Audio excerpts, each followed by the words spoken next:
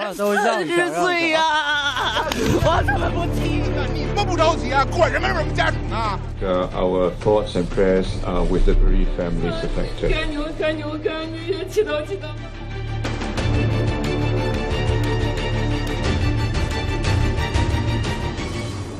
These movements are consistent with deliberate action by someone on the plane. Got a 3-year-old who's asking, when's Daddy going to sky?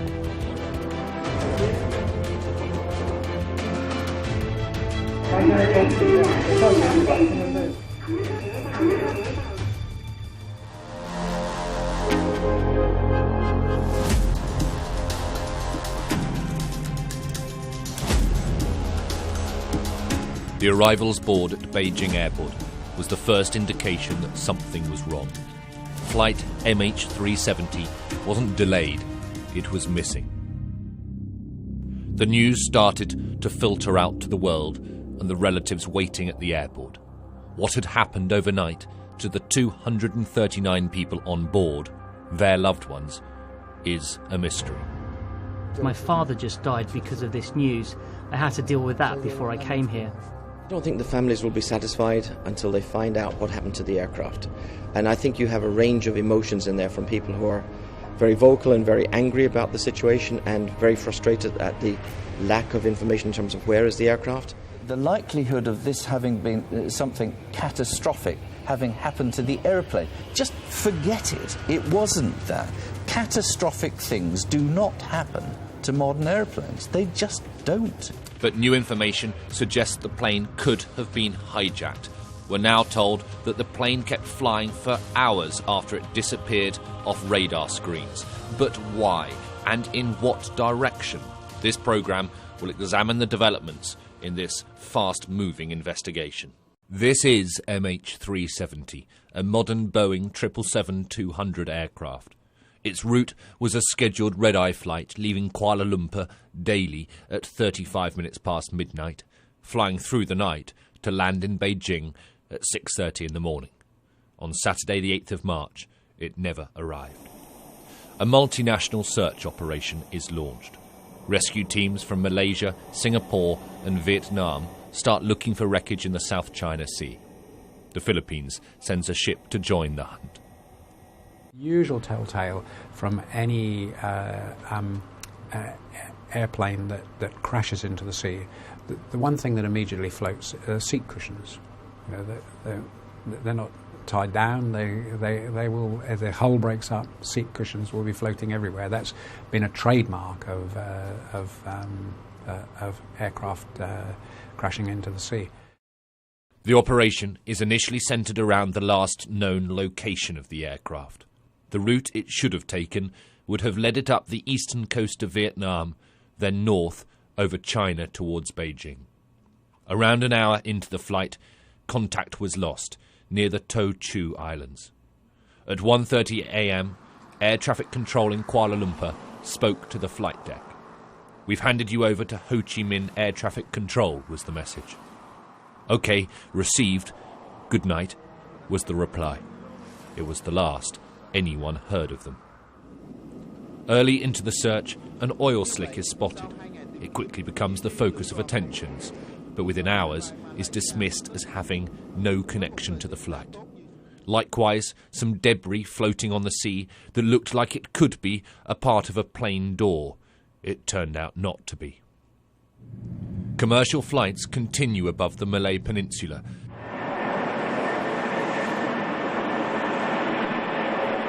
But the Chinese, fearing terrorism might be the cause, tighten security at their airports as it becomes apparent that there is something not quite right about the passenger manifest. Two names shouldn't be on there. One is an Austrian called Christian Kozel, the other an Italian called Luigi Moraldi. It turns out that neither man boarded the plane. They are, indeed, alive and well. Investigators discover that both had had their passports stolen in Thailand.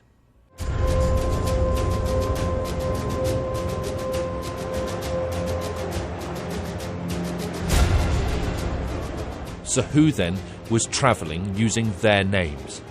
The sinister prospect of terrorism becomes the latest line of inquiry.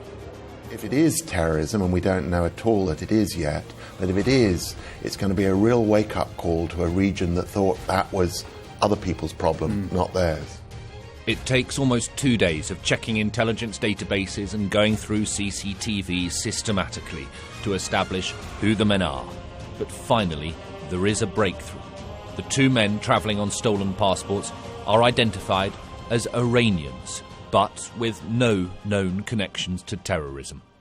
It is believed they were trying to claim asylum in Europe. Interpol named them as Puri Noor Mohammadi and 29-year-old Delavar Saeed Mohammed Reza. They confirm that they boarded the plane using the stolen passports. We know that once these 2 individuals arrived in Kuala Lumpur on the 28th of February, they boarded flight 370 using different identities. The operation by now is clutching at straws.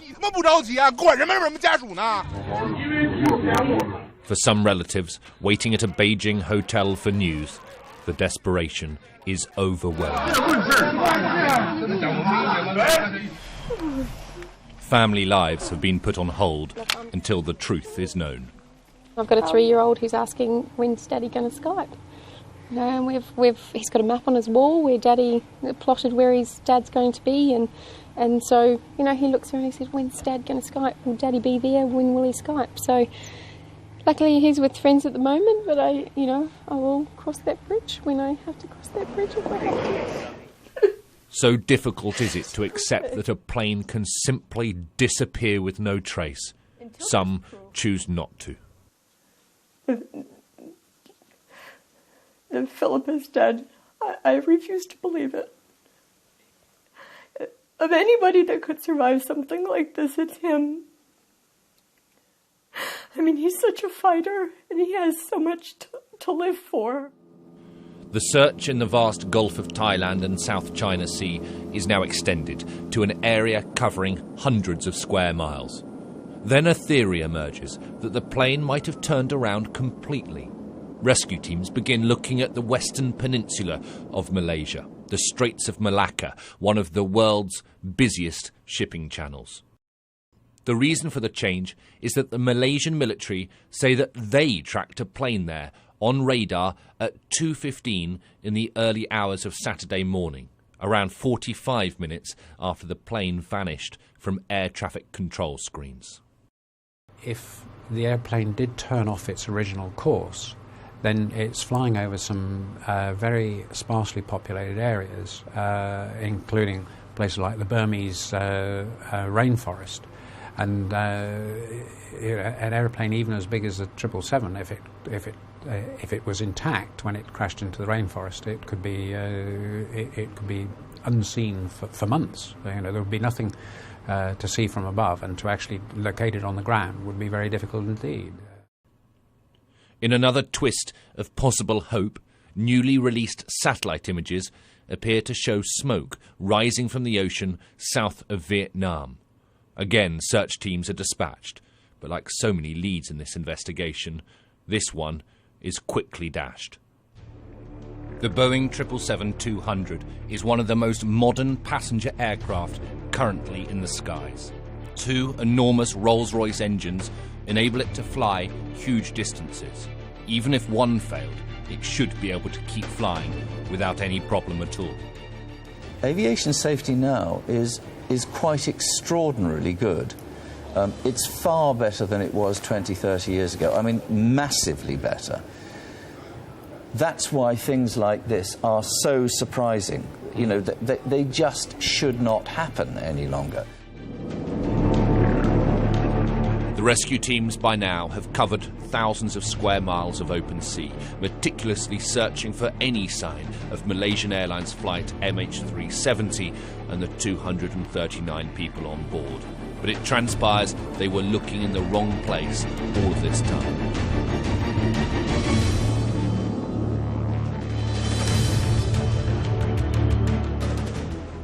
Next, The Malaysian Prime Minister addresses the world and the investigation changes course completely.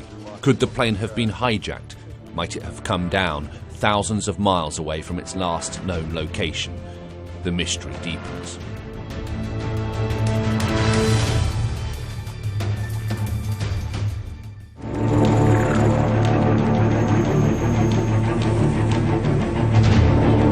And Philip is dead. I refuse to believe it. These movements are consistent with deliberate action by someone on the plane. On Saturday the 8th of March, Malaysian Airlines flight MH370 vanished without trace and without reason. Its whereabouts has confused experts and baffled the world. Relatives wait for answers, many refusing to give up hope of finding their loved ones alive. The search has now become a multinational operation involving 13 countries and dozens of aircraft and ships, but still nobody knows what happened to the 239 people on board this fateful flight. The longer the search goes on, theories that might have been initially dismissed as outlandish are now being treated as credible. Every day, the authorities brief the waiting families on the latest in the investigation. But with few leads and no sign of the plane, the grief is becoming unbearable. Emotions are running high. Splits start emerging within the search operation too. We are facing difficulties because the location where the Malaysian plane lost contact was inaccurate, our search operations lack reliable bases and are untargeted. There is excessive information from various channels. 1 minute something is found, the next it's denied. This kind of false news is too much and has greatly affected our decisions. And then, finally, some news. A press conference is called. In Beijing, the families prepared to watch it, nervously, expectantly. A week to the day that flight MH370 went missing, with speculation running wild and desperation growing, the Malaysian Prime Minister Najib Razak reveals to the world major new developments. We can say with a high degree of certainty that the aircraft communications addressing and reporting system, or ACUS, was disabled just before the aircraft reached the east coast of Peninsular Malaysia. Shortly afterwards, near the border between Malaysia and Vietnamese air traffic control, the aircraft's transponder was switched off. It then flew in a westerly direction back over Peninsular Malaysia before turning northwest. Up until the point at which it left military primary radar coverage, these movements are consistent with deliberate action by someone on the plane. The search of the South China Sea is now over, but rescue teams face the prospect of a new area, which is much bigger, much harder. According to the new data, the last confirmed communication between the plane and the satellite was at 8:11 a.m. Malaysian time on Saturday, 8th of March. The investigation team is making further calculations which will indicate how far the aircraft may have flown after the last point of contact. This will help us to refine the search.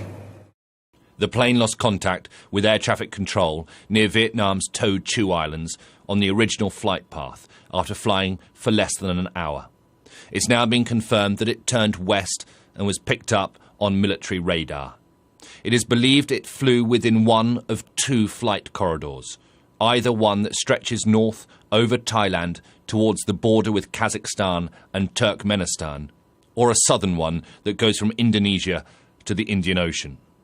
This is known because a satellite, which is 35,800 kilometres above sea level over the Indian Ocean, received a ping, or a signal from the plane, from one of these locations. The aircraft had enough fuel to carry on flying for another 2,700 miles, the equivalent of 5 hours. So this is now the new search area the authorities are looking at. John Lindsay is a former head of air safety at British Airways with vast experience flying the Boeing 777, the same model of aircraft that has disappeared without trace. And Professor David Stubbles lectures at City University in London. He is a specialist in radar and used to work with the Royal Signals radar establishment. The last communication was with Malaysian air traffic control, and they were handed over, as the expression goes, to the Vietnamese air traffic control and never called in. We know then that there is ground tracking capability of the aircraft, but we also know that the aircraft has a lot of information and data that it also sends back to the ground via its various onboard communications devices. Yeah, that's right. So therefore, what would happen is the aircraft will be pinged from the ground, and its transponder on board will actually be sending back its position and its height.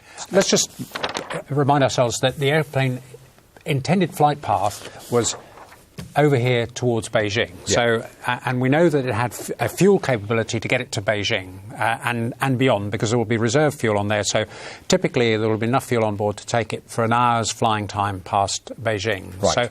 So we have to consider then an area that the aeroplane could be in, which would be an hour's flying time beyond Beijing. So we're sweeping round really all the way down to Sri Lanka, the Philippines, and sort of East Timor over here as being the potential area. But there was some evidence came out earlier from the military radars again, which said that they got a track of an aircraft which was unknown turning across and in towards the Andaman Sea. So what that suggests is that it might have at some stage turned in this direction here.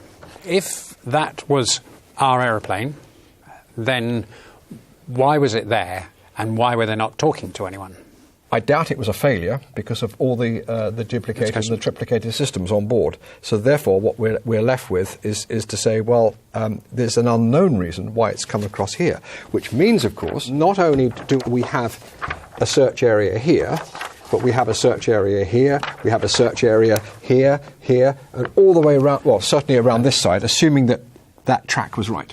Yeah, the radar only tracked it to a certain distance, but once beyond that, it could have turned in any direction within the Bay of Bengal that is entirely unknown. But the interesting thing is, the depth of the water here is about 60 to 70 metres. The depth of the water out here is several thousand metres. It is, yes, indeed. And so therefore, if the aircraft did come down in here, it would have come down in much deeper water. Well, if we're looking at the extreme edge of the range of action that the fuel could have provided, I mean, we have to consider that the aircraft could even have been sort of over there in that sort of direction, and a very long way away from the initial search areas, indeed, which will be very challenging, I think, for the search and rescue authorities to discover the aircraft there, unless they're getting information from these data links that they haven't actually disclosed yet. The prospect facing the search teams and the families is now terrifying. It is looking increasingly likely that the plane was hijacked. It is also possible, given satellite data, that the plane came down in some of the deepest waters anywhere on the planet, in an area much bigger than first thought.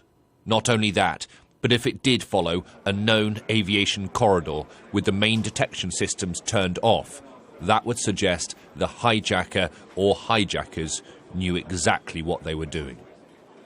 The Malaysian Prime Minister has confirmed the ACAR system was probably disabled. But what does that mean? Aircraft Communications Addressing and Reporting System, or ACARS for short, is a computer which sends constant updates to the ground about the health of a plane. It will first try to communicate over radio frequencies before choosing to send signals back via a satellite network called SATCOM. Pilots can choose to request data and to send it. The system will also send automated messages throughout the flight. For these systems to be active, airlines have to pay for companies to run them, but the systems are built into all aircraft, so just because you don't pay for the service, it doesn't mean it won't try to transmit data. It is very easy for someone to pull the circuit breaker on the plane's transponder, which sends electronic replies to the ground when it receives a radio signal. They could also do the same on the ACARS system. But despite all this, the SATCOM antenna will still automatically ping away, trying to find a satellite to log on to. And in a new development, we have learnt that satellites were still receiving signals from the Malaysian Airlines flight up to 5 hours after contact was lost. That could mean that the plane was still flying and did not crash immediately. The information has been passed to authorities. As long as there is hope, the search will go on. That is the promise of the Chinese premier, no less. But even with all the resources that the superpower is dedicating to the cause, the fate of the Malaysia Airlines flight remains unknown. The families wait, longing for any small sign, a clue, a marker, anything. In the dark of a calm Kuala Lumpur night, MH370 took off on a routine flight north. An hour later, it vanished in what must be the greatest aviation mystery of recent times.